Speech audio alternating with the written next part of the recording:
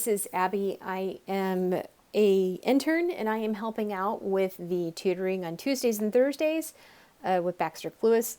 I noticed during our tutoring sessions, some people were coming to me who were expressing having trouble with verbiage when it came to the questions. They understood the lectures that Boyd would give, they understood the text that was being presented within the PCI DSS. When it came to actually taking the quizzes, they were having problems with the languaging that was with the quiz questions. So this is a technique that I used when I was a young student called structuring. I've used structuring a lot since high school, college, grad school.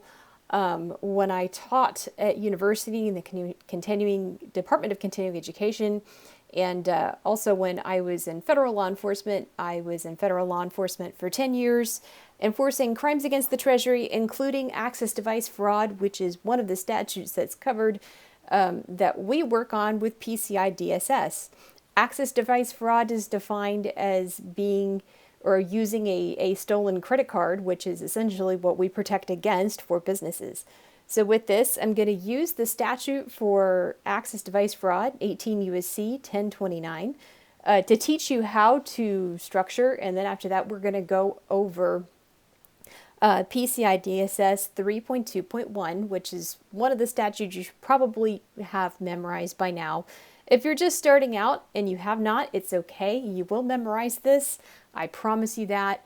This is not a hard concept to grasp, but I think that it will help a lot of you when it comes to being able to break down statements, questions, things that may be giving you problems where you're confused, to be able to understand the logic of a question, or to be able to understand what a statement or a bullet point is actually trying to address if something isn't quite making sense. So let's go ahead and get started. So, whoever knowingly and with intent to defraud produces, uses, or traffics in one or more counterfeit access devices. Give ourselves a little bit of space, and we're going to go ahead and get started with this. So when we see words like and with, these are words that put ideas and concepts together. And then when you have action words like knowing and intent, those are also going to go together. So since we have and with knowing and intent, we know that these two have to be together in order to have the logic of this statement make sense. So this is how we're going to break it down. So whoever knowingly, and then we're going to go ahead and hit enter, and then we're going to tab over with a little bit like this, and then we're going to hit enter again. With intent to defraud, how are you going to defraud, or what are you going to do to defraud? So under defraud, we're going to put produces, uses, or traffics. Okay? Because those are the things that you would have to do in order to defraud, if that makes sense. Produces, uses, or traffics. And then if you produce, use, or traffic, what or how many, we're going to hit enter again, and we'll put that underneath that statement, and one or more counterfeit access devices. Okay, so do you see how the logic makes sense here? So we start with knowing and intent, and then we go from knowing and intent to spelling out what it is: defraud, produce, use, or traffic. What are we producing, using, or traffic with our fraud? Counterfeit access devices. Okay? So we're going to start out with this second statement. Knowingly and with intent to defraud traffics in or uses one or more authorized access devices using any 1 year period, and by such conducts obtains anything of value aggregated to $1,000 or more during that period. Okay, so again, we're going to have knowingly and with intent. So these two are the words that keep these knowing and intent. It's going to keep that together. So just like what we did up here, knowing, and then we're going to hit enter, and with intent to defraud, how are we going to defraud, or what's the mechanism of the fraud? Trafficking. Traffics in what? Traffics in or uses, okay? So then we're going to hit enter again because there's more than one action word that's going with defraud, or more than one action that's going on to show how something is being defrauded. So defraud traffics in or uses what? One or more unauthorized access device. And then we see the next part, during any 1 year period. So it's going to define when, and that's going to go underneath here. So then we're going to hit enter, and so this is going to tie all this together. So we're going to leave that and right here. Then we're going to hit enter again.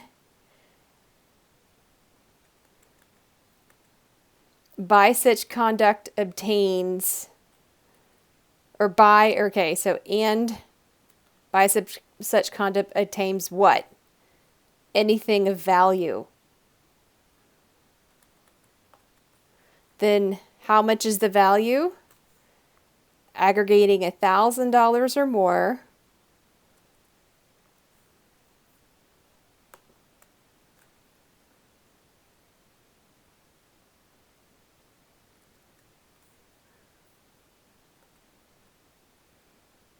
Or we could just put 1,000 plus, right? And then we can say, delete that. And there we go, during that period. So does that make sense? So we're going to say knowing and with intent. So here's where we're starting. We have to know and have intent to do what? Defraud, traffic, or use. Use what? One or more unauthorized access devices. When? During a 1 year period. So you have to have all of this, and then by the conduct, obtain what? Anything of value. What's the value? $1,000 or more. Okay, so you see how the logic works on that? So I'm not going to go through the rest of these. You can go through the rest of them if you want. I pulled this up off of the Cornell website, but I decided to go ahead and copy these, and then we're going to go ahead and do the PCI DSS 321. We're going to structure that so that way you guys can see how this works on what we're studying. Okay? So 321 says, do not store the full contents of any track from the magnetic strip located on the back of a card, equivalent data contained on a chip or elsewhere, after authorization. This data is alternatively called full track, track 1, track 2, and magnetic stripe data. All right, let's get this started. All right, do not store. So that's our action, right? What are we not going to store?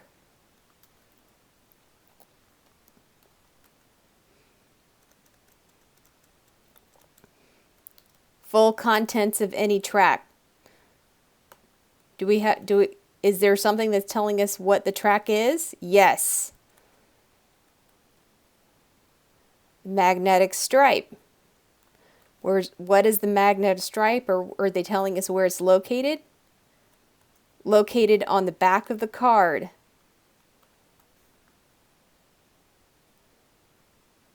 Equivalent data contained on a chip or elsewhere. Okay, so since we have this or, that's going to go past this whole line of logic where we say do not store what? The full contents of a track. What's the track? From the magnetic stripe. Where's the stripe? It's located on the back of the card. The stripe is equivalent data contained on a chip or elsewhere. And then finishing the sentence after authorization. Okay, so we're going to do a new sentence. This data is alternatively called full track, track 1, track 2, and magnetic stripe data. All right, so this data, we're going to hit enter after data. It's alternatively called full track. We're going to list everything that it's called under what they first call it. So the data is alternatively called data, alternatively called full track, track 1, track 2, and magnetic stripe data. Does this make sense, guys? Do you see how the logic moves through the sentence and how you're able to really kind of break things down to really, get down to the main points of it? So 3, 2, 1, it starts off with a command: do not store what? Full contents of any track. It describes what the track is from the magnetic stripe. Then it describes where the stripe is. It's located on the back of the card. Equivalent data on a chip or elsewhere after authorization. Okay? Then it goes to describing the data. This data is alternatively called full track, track 1, full track, track 1, track 2, and magnetic stripe data. You can keep it on the same line, or if you want to go ahead and use that "and" as kind of your signal to your brain that this is like the end of your list, you can do that too. So I hope this helped. If you have any suggestions on any other points of the PCI DSS you would like for me to break down in structuring, I'm more than happy to make another video. Again, my name is Abbie Grimion. I am one of the interns here at Baxter Cluess, and I am helping out with the study sessions on Tuesdays and Thursdays from 6 p.m. to 8 p.m. Central Standard Time. I hope to see all of y'all there. Take care, have a magnificent Monday, and go take on the day.